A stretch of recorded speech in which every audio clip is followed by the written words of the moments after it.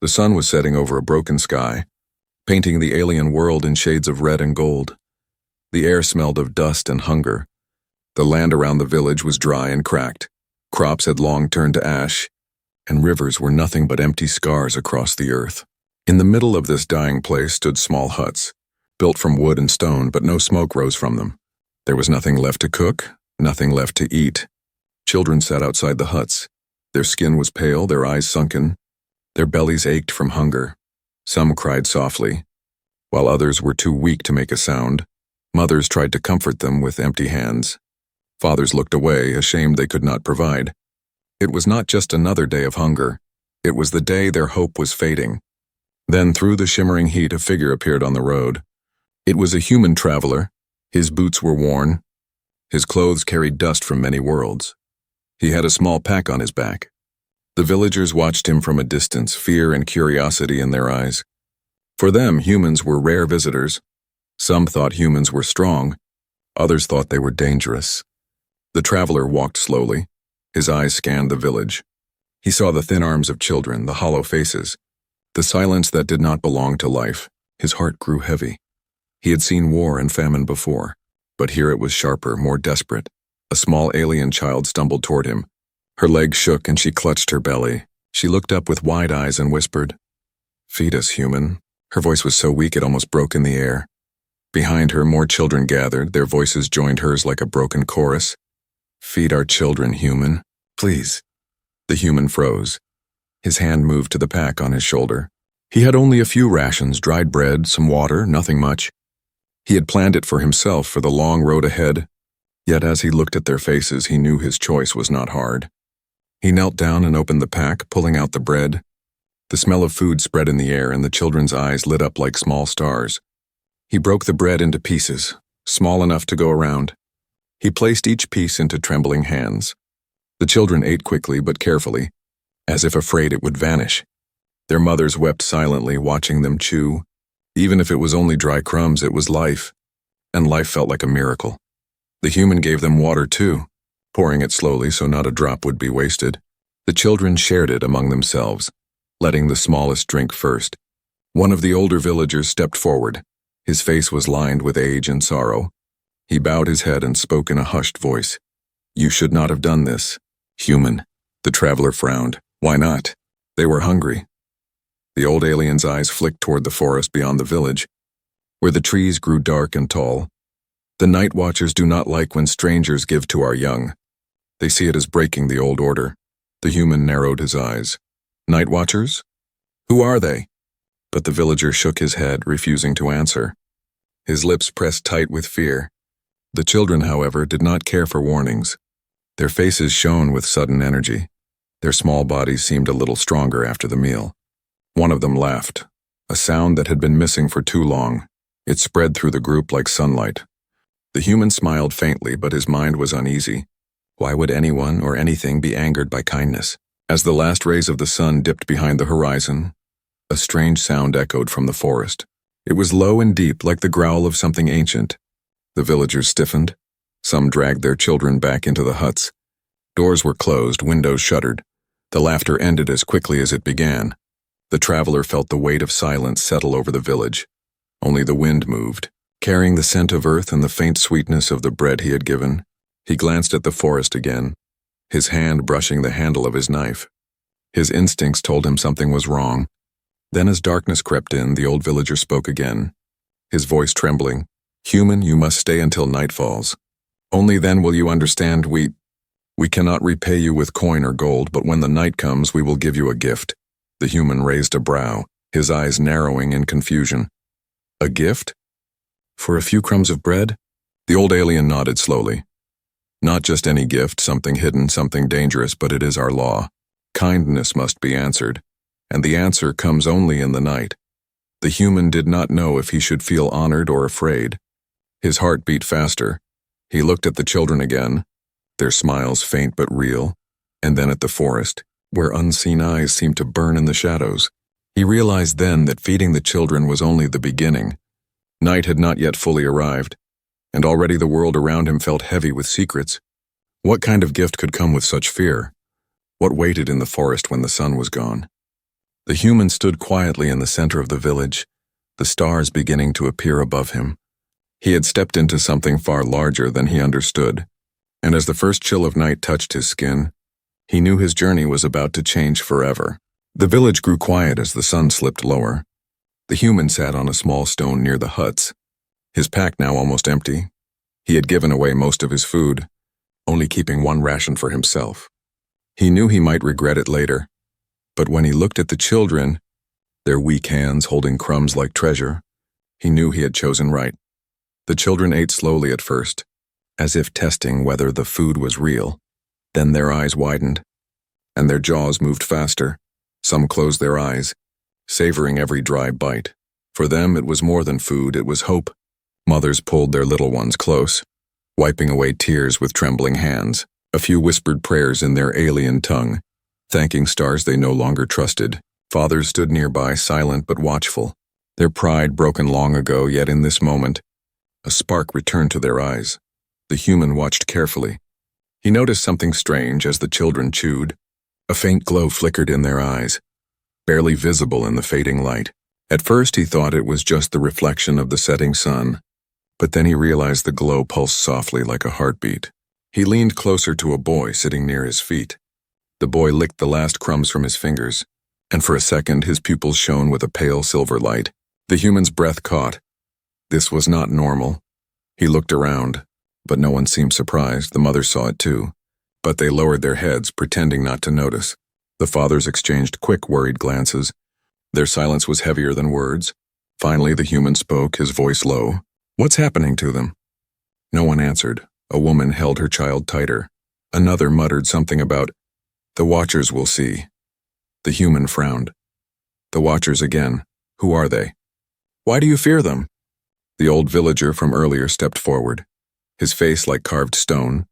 "Do not speak their name too loudly, human. The Night Watchers are not of flesh like us, they are older. They rule the forest.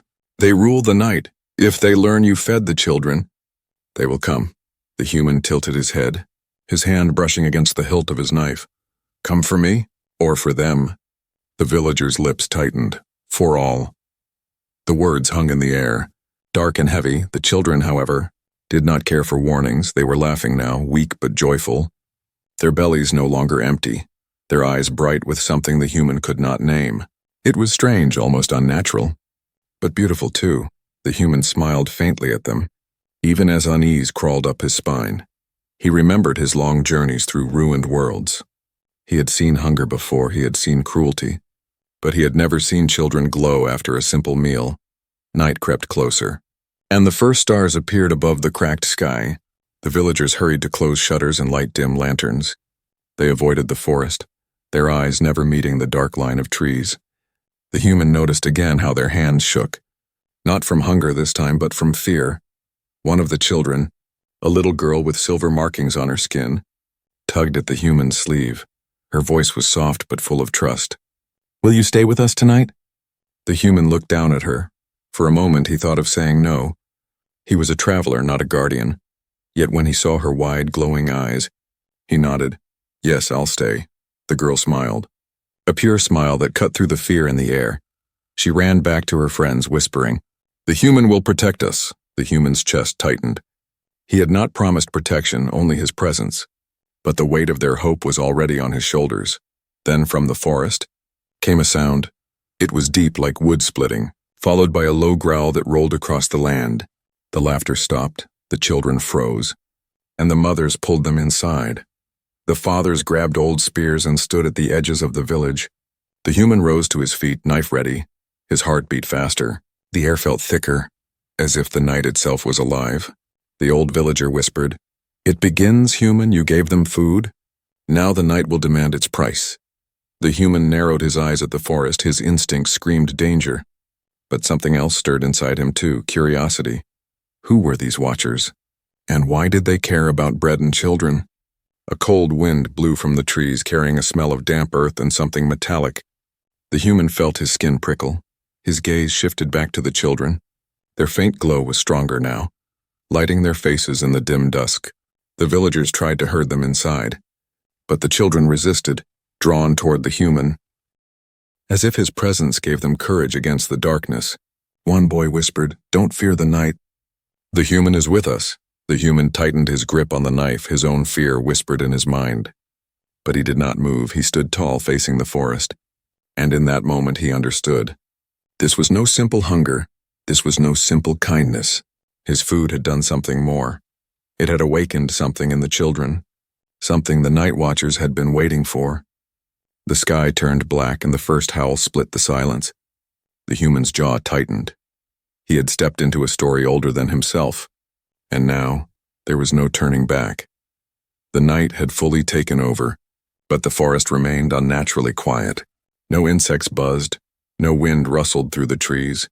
It was the kind of silence that made even brave hearts feel small. The human stood near the edge of the village, just a few feet from where the cracked earth met the tall, dark trees. The villagers had all disappeared into their huts, locking their doors and dimming their lights, but the children refused to hide. They sat around the human like a quiet circle of stars, their glowing eyes shining softly in the dark. "Why won't the forest make any sound?" the human asked, half to himself. A boy answered in a whisper, "The forest listens." The human frowned. "Listens for what?" The children looked at one another but gave no reply. Instead, they just stared into the black line of trees as if waiting for something, or someone. The human glanced around. His hand never left the handle of his blade. He had seen too many battles, too many tricks on dying worlds. Something about this night was wrong. But it was not the kind of danger that used guns or claws. It was older, deeper, and quieter. He walked toward the forest edge. Each step felt heavier than the last, as if the air was pushing against him. The moment his boots touched the forest soil, everything shifted. The stars above grew dimmer, the air colder, and the silence deeper. Even his own breath sounded far away. Behind him, the children stayed still. Watching with wide eyes, he stepped further. Tall trees on both sides, the branches above seemed to close like a roof. Sealing him in, then, he saw it. Not a creature, but a shape. A faint figure standing between two trees, tall, thin, cloaked in shadows, its face hidden beneath a hood that looked like woven night. The human froze. Every instinct in him screamed to run, but the figure did not move. Then it spoke, not in sound, but inside his head. "You have fed the seed." The human blinked, confused. "What?" Again, the voice echoed in his mind. "The children were not born empty, only sleeping. You gave them warmth. You gave them light." A chill ran down the human's spine. His hand gripped his knife. "Who are you?" The figure did not answer. Instead, it raised one long arm and pointed back toward the village. The human turned, and his heart nearly stopped. The children were standing now, their small bodies surrounded by shimmering light. Symbols, alien symbols, glowed on their skin. Their eyes no longer pulsed softly. They burned like twin moons. "What is this?" the human whispered. The figure's voice answered, "The gift has begun to bloom. You have done what we could not." The human's voice turned hard. "What do you want from them?" "Nothing," the voice said. "It is not us who want, it is the world who needs." Suddenly, the trees shook slightly, but there was no wind. The silence cracked, not with sound, but with feeling. The human felt it in his chest, like a drumbeat of power rising from the ground. He turned and ran back to the children. Their eyes followed him, calm but glowing with something ancient. Behind him, the forest swallowed the shadowy figure like mist. When he reached the village center, the old villager stood waiting, lantern in hand. "You went into the forest," the elder said, voice trembling. "You saw them?" The human nodded slowly, breathing hard. "I saw one. It spoke without speaking." The old man nodded. "Then it has begun. You have started something we were too afraid to awaken." The human looked around. "What are these children? What are they becoming?" The elder lowered his eyes. "Long ago we were a people of stars. Our ancestors carried light inside them, gifts of creation and energy. But when the Watchers came, we chose silence. We locked away the gifts, hiding them inside the young." "But why?" the human asked. "To survive," the old man whispered. "To forget, to become quiet and small. But now, you fed them and the seed awoke." The human turned to the children again. One of them smiled gently at him. That smile, full of calm and something more, stopped him cold. "You said there would be a gift," he said to the elder. "Is this it? The light inside them?" The elder nodded. Yes, but it is not for you. It is through you, before the human could reply. A loud hum filled the sky. Not from the forest, but from above. He looked up, a ship not theirs, not local, descending fast. Blinking red lights across the stars, the elder paled. They've sensed it. They've come for the children. The human's jaw tightened. Who are they? The elder spoke only one word. Harvesters. The harvester's ship hovered above the village, its smooth black surface glowing red underneath. No engine sound, no warning, just silence and light. The human stepped forward slowly, placing himself between the children and the sky. His jaw was tight, his hand resting on his blade, but deep down, he knew no knife would stop whatever was inside that ship. The villagers began to scream in low voices, rushing to grab their children. But the glowing ones, the gifted ones, stood still. They were not afraid. They're here early, the old villager whispered beside the human. They weren't supposed to come until the next moon cycle. The human looked at him sharply. You knew they were coming. The old man didn't answer. Instead, he held out a strange object, small and carved with ancient symbols. It pulsed in his hand like a heartbeat. This is for you, he said, your gift. As promised. The human took the object, confused. What is it? The elder's eyes looked into his, steady and full of sorrow. It will open the place, the relic vault deep under the village, and what's in there? The human asked. The elder's voice dropped lower. The reason they come. The reason we hid the gifts in our children. A power that should have died long ago, suddenly. The ship above began to shift. Its surface rippled like liquid, and a bright beam of red light stretched down toward the earth. Go now, the elder shouted. Take the children and go to the vault, only you can open it. Without waiting, the human grabbed the glowing boy and girl closest to him and shouted to the rest, Follow me! The children ran behind him without hesitation. As if they already knew where to go, mothers and fathers cried out in fear. Unsure whether to stay or run, the red beam hit the ground, burning a circle into the soil, but no one came out of the ship yet. Just light and heat. The human sprinted toward the far side of the village where large stones formed a ring. The ground there was different, soft, hollow beneath the feet. He held up the pulsing object the elder had given him, and as he touched it to the largest stone, the ground trembled. A loud click echoed, and the earth split open, revealing stairs made of black metal. The human turned to the children. Inside now! One by one, the glowing children entered, their feet barely making a sound on the steps. Once they were all in, the human followed, and the stone door closed silently behind them, sealing out the sky, sealing out the red light inside. The air was warm and full of hums and soft mechanical whispers. Blue lights came alive along the walls, showing the way forward. The children looked around in awe, as if their minds remembered this place even if their eyes had never seen it. What is this place? The human asked. The youngest child, the girl with silver marks, answered softly. It's where our real memories sleep. They walked deeper, passing strange machines that floated above the ground, glowing with unreadable symbols. At the end of the hallway was a massive door, twice the size of anything human. The object in the human's hand pulled toward the door like a magnet. He stepped forward and placed it into a round slot. The door hissed open slowly, and behind it was not gold, not weapons, but a single being, sitting cross-legged in a suspended chamber of light. Eyes closed, skin covered in shifting symbols, not alive, not dead, a child. The human whispered. The others stepped forward. Staring with wide eyes, the girl with the silver marks fell to her knees, tears in her eyes. That's the first, she whispered. The one who held all the gifts before we forgot. The human's breath caught. You mean, this is the source? The chamber began to glow brighter, reacting to the presence of the children. The boy beside the human stepped forward, his hand touching the glass softly. Suddenly, boom. The ceiling above rumbled, a voice echoed through the vault, cold and mechanical. Surrender the gifted. The human's eyes flared. They found us. He turned to the children. Is there a way out? The silver-marked girl nodded, pointing behind the first chamber. A tunnel, but only the vault's guardian can open it. The human's hand tightened into a fist. Who's the guardian?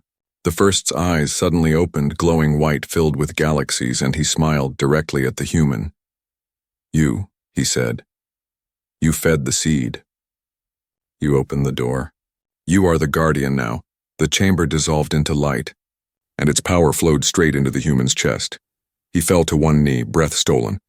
Eyes burning with energy, the children did not scream. They bowed one by one. The gift had been given, but not to take. To become. The light from the first chamber slowly faded, but something had changed forever.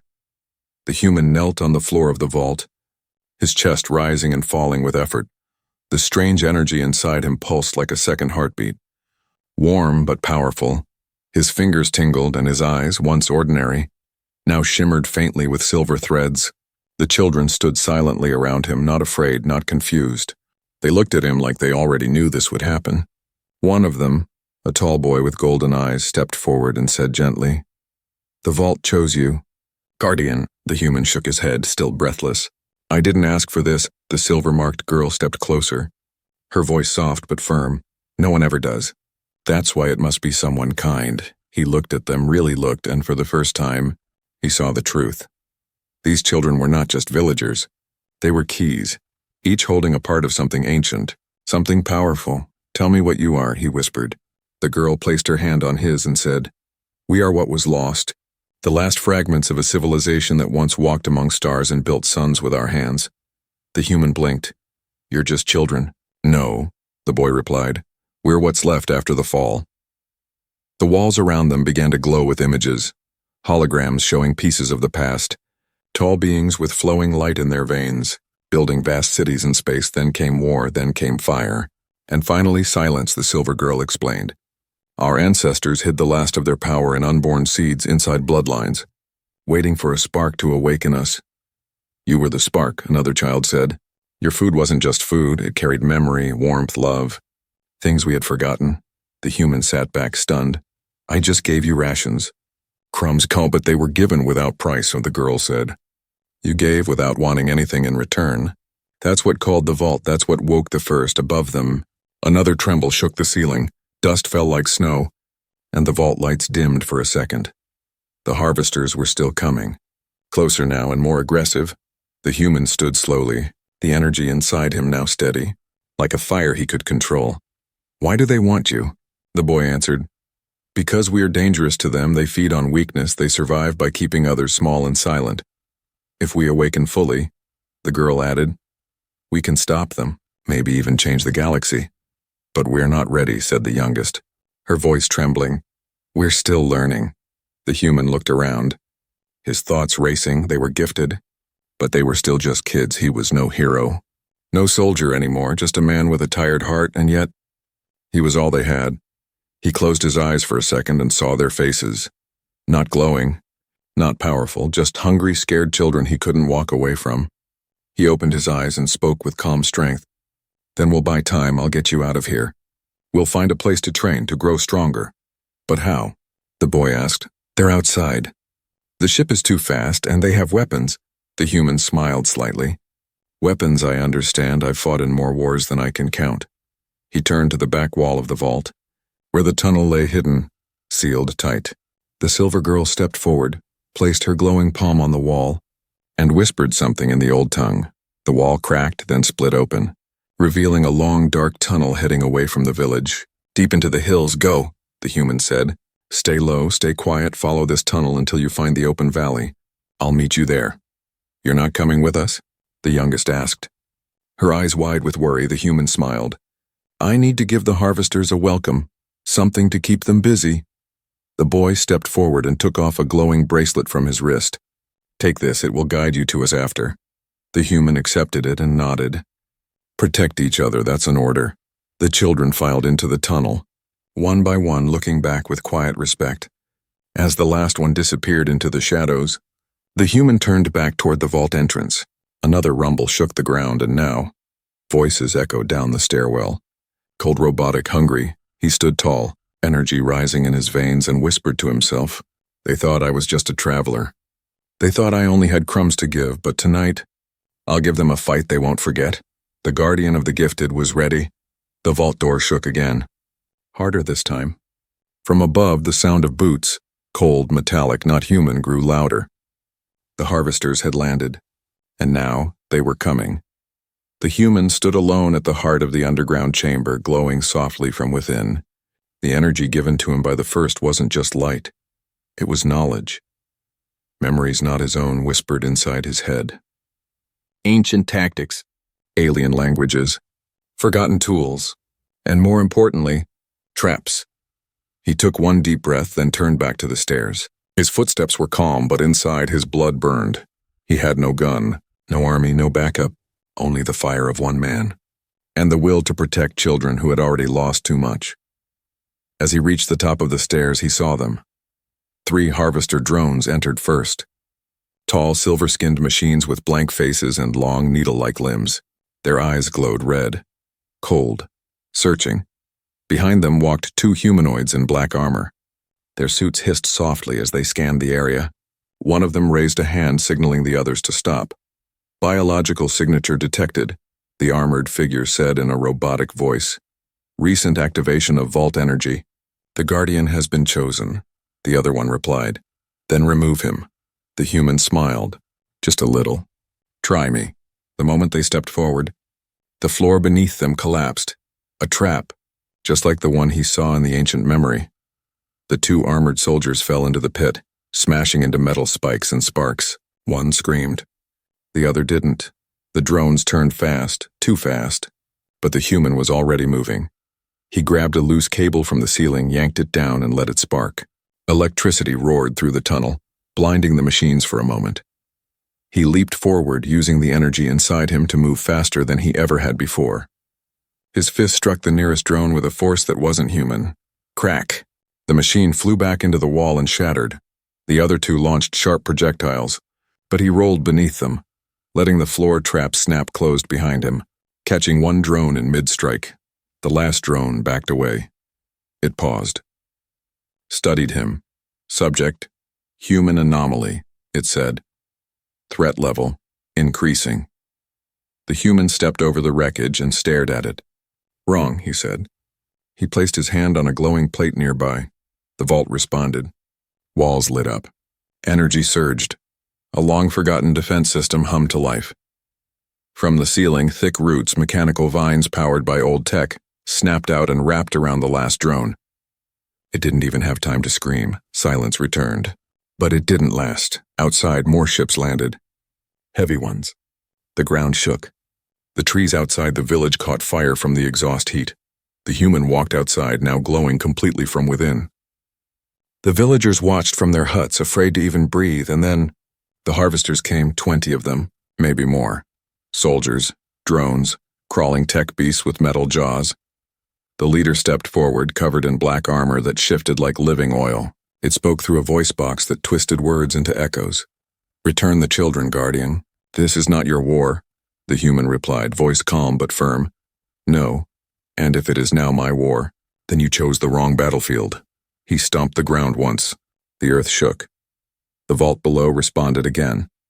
Behind him, the large ring of stones began to glow. A beam of light shot upward, blue and gold, cutting the sky. It was a signal, not to call for help, but to warn. The old defense code of the ancient people had been activated, and something deep underground woke up. From the hills, giant machines buried long ago began to rise. Rusty, slow, but alive old guardians, ancient protectors. Machines built for one purpose, to defend the gifted. The harvesters turned their weapons toward the machines, opening fire. The village shook under blasts. Trees exploded. The ground cracked, but the human didn't move. Instead, he closed his eyes and let the energy inside him flow outward. The children had given him purpose. The vault had given him power. Now, he would give everything to protect them. A shield of pure light formed around him. Blasts from enemy weapons bounced off, burning away in sparks. Then he charged straight into the storm, not as a soldier, not as a wanderer, but as the guardian of the gifted. Smoke filled the sky, ash drifting down like dark snow. The battle was over, but the earth still trembled from what had happened. The harvester ships were gone, burning wreckage scattered across the field. Some had fled. Others had been torn apart by the ancient defense machines, now silent once more. The village stood in silence, its people in shock, not from fear, but from awe. And at the center of it all was the human. He stood alone, his clothes torn, arms scraped, energy still faintly glowing under his skin. His eyes were tired but steady. like someone who had just crossed through fire and still stood tall. The silver-marked girl ran toward him first, followed by the other gifted children. She threw her arms around him without a word, burying her face into his chest. "You came back," she whispered, voice trembling. "We thought you were gone." He knelt down, wrapping his arms around her. "I told you I'd meet you in the valley," he said with a soft smile. "I just had to take a little detour through a war." The other children gathered around, hugging him, touching his arms like they couldn't believe he was real. To them, he wasn't just a traveler anymore. He was home. The old villager approached slowly, his eyes wide with disbelief. You awakened the machines. I didn't do it alone," the human said, rising to his feet. "The children did that. I just helped them find the door." The elder looked at the gifted ones, their skin still faintly glowing with strange light. "What happens now?" The human looked at the horizon, where the forest met the mountains in golden light. "Now, they grow," he said. "They learn who they really are." "But the harvesters will return," the elder said, worry creeping into his voice. "They always return?" The human nodded. "Yes, they will." He turned to the children, his voice stronger now. "That's why we won't stay here forever. There are more places like this vault, more knowledge buried across the stars, more children, more seeds that haven't awakened yet." The girl's eyes widened. "You mean there are others like us?" He nodded. "I believe so. And together you'll become something they can't control. Not just survivors, not just orphans of a forgotten race, but protectors, builders, guardians of the new galaxy." The children looked at each other, and a quiet excitement grew in their eyes. They were no longer just children of a dying village. They were a beginning, but we'll need a ship, the boy said. "A big one," the human chuckled. "Don't worry, I know a few tricks. I used to fly scavenger runs before I ended up here, and I still have some old favors left in the outer colonies." As the sun rose over the damaged village, the light touched the broken stones and burned trees, but it also touched the faces of the children, faces full of new hope. The villagers began to come out of their homes. No longer afraid, some knelt before the human. Others simply watched with respect. "You saved us," one mother said, tears in her eyes, "but more than that. You saved their future." The human shook his head. "They saved themselves. I just reminded them they weren't forgotten." Later that day, while the villagers repaired the homes, the children helped the human dig up the pieces of an old, half-buried ship behind the vault. It was huge, ancient, and covered in vines and moss, but still intact. As they worked together, laughter returned to the village for the first time in years. That night, as the stars returned and the wind grew quiet, the children sat around a small fire with the human in the center. They asked him stories about Earth, about space, about other worlds, and he told them everything. They listened with wide eyes, and some leaned against his arms, tired but smiling. The silver-marked girl looked up at him and asked, "When we leave, will you still stay with us?" The human looked at her, surprised by the question. He had always walked alone, always moved from one world to the next. But this time, he didn't want to leave. He smiled, slow and gentle. "I'm not going anywhere. You're stuck with me now," she giggled. "Good. Because I think we're your children now." The others laughed and nodded. The human didn't speak, but deep in his chest he felt something he hadn't felt in a long time: belonging. He wasn't just the guardian. He was their family, and they were his. As the fire crackled and the stars looked down, the old vault behind them glowed faintly one last time. Its purpose complete, its story passed on. The galaxy would never be the same again, and it all started with a simple act of kindness. Just one meal for hungry children and a promise kept. When night fell,